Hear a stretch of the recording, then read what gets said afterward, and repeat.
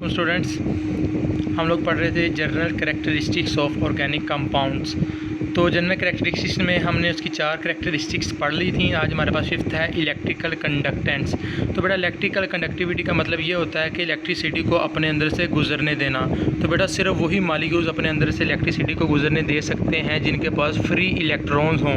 लेकिन हमारे पास जो हाइड्रोकार्बन्स हैं वो तो यानी कि ऑर्गेनिक कंपाउंड हैं वो तो कोवलेंट बॉन्ड के ज़रिए आपस में अटैच होते हैं। तो आप कोवलेंट बॉन्ड के ज़रिए जब अटैच कोई कंपाउंड होता है तो उसमें इलेक्ट्रिकल कंडक्टेंस ना होने के बराबर होती है। ठीक है, तो इस वजह से इनमें इलेक्ट्रिकल कंडक्टेंस जो है वो काफ़ी वीक होती है।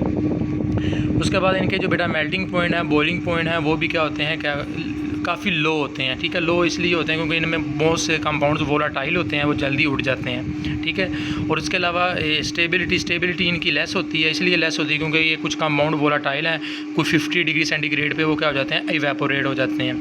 फिर उसके बाद हमारे पास आ जाता है कंबस्टिबिलिटी का बेटा मतलब है कि ये हीट पकड़ना। ठीक है, तो हीट बेटा वो कंपाउंड पकड़ते हैं जिनके अंदर कार्बन ज़्यादा हो। तो इसके अंदर कार्बन हमने पढ़ा हुआ है कि ऑर्गेनिक कंपाउंड में कार्बन और हाइड्रोजन मौजूद होते हैं। तो इसकी वजह से ये इलेक्ट्रिक यानी कि कंबस्शन एनालिसिस में भी क्या होते हैं, यूज़ होते हैं।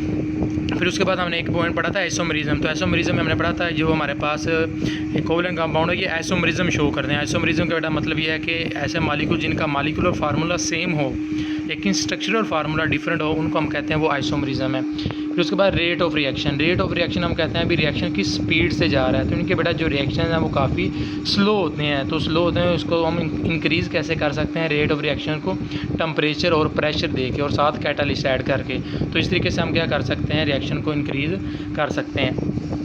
फिर उसके बाद हमारे पास हैं सोर्सेज। इसके सोर्सेज कौन कौन से हैं, कहाँ कहाँ से हासिल हम कर सकते हैं। तो बेटा इसको हम सोर्सेज में प्लांट्स हैं, एनिमल्स हैं, एग्स हैं, मटन है, चिकन है, बटर है, मिल्क है। ठीक है, उसके बाद प्रोटीन्स हैं, फैट्स हैं, विटामिन्स हैं और जो पेट्रोलियम की डिस्ट्रक्टिव डिस्टिलेशन है। बेटा ये डिस्ट्रक्टिव डिस्टिलेशन क्या चीज़ है ये हम पढ़ेंगे इसी बुक के लास्ट चैप्टर में।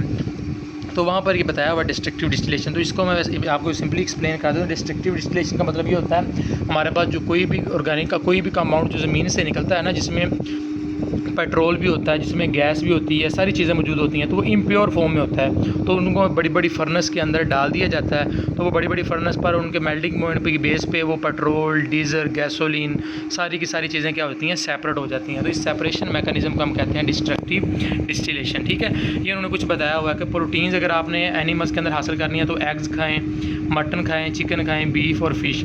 अगर आपने फैट्स वगैरह लेने हैं तो मिल्क, बटर और चीज़ का यूज़ करें। कार्बोहाइड्रेट लेने हैं तो वीट, मेज, पोटैटोज़। प्रोटीन्स का यूज़ करना है पल्सेस और बीज वगैरह जिसे हम कहते हैं सोयाबीन के। फिर विटामिन लेने हैं तो फिर एप्पल खाएं, ऑरेंज खाएं, बनाना खाएं। अगर ऑयल हासिल करना है तो palm oil, olive oil, soybean और पीनट ऑयल वगैरह आप क्या कर सकते हैं, यूज़ कर सकते हैं।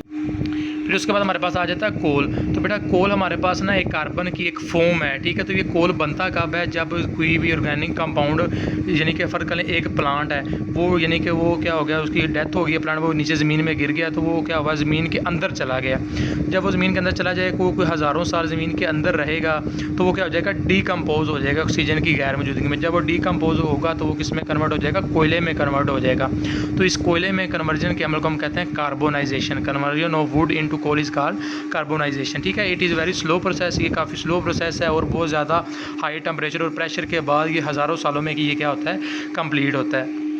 तो इसकी बेटा ना यहाँ पे 4 टाइप्स दी हुई हैं कोल की।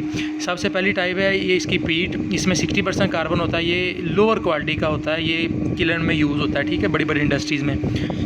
फिर लिग्नाइट, इसमें 70% कार्बन होता है, ये रिलेटिवली अच्छा हमारे पास होता है। तो इसमें ये soft coal use in thermal power station, ये थर्मल पावर स्टेशन में यूज़ होता है। फिर बिटुमिनस हमारे पास जो होता है वो 80% उसमें कार्बन होता है, तो ये बहुत ज़्यादा हाउस होल्ड और एक्टिविटीज़ में यूज़ होता है। फिर हमारे पास सबसे जो बेहतरीन कोयला है वो हमारे पास है एंथ्रासाइट, ये 90% का है, ये हर इंडस्ट्री में क्या होता है, यूज़ होता है। तो ये बेटा आप लोगों से क्लासिफिकेशन शॉर्ट क्वेश्चन में पूछी जा सकती है, तो ये आप लोगों ने अच्छे तरीके से कर लेनी है।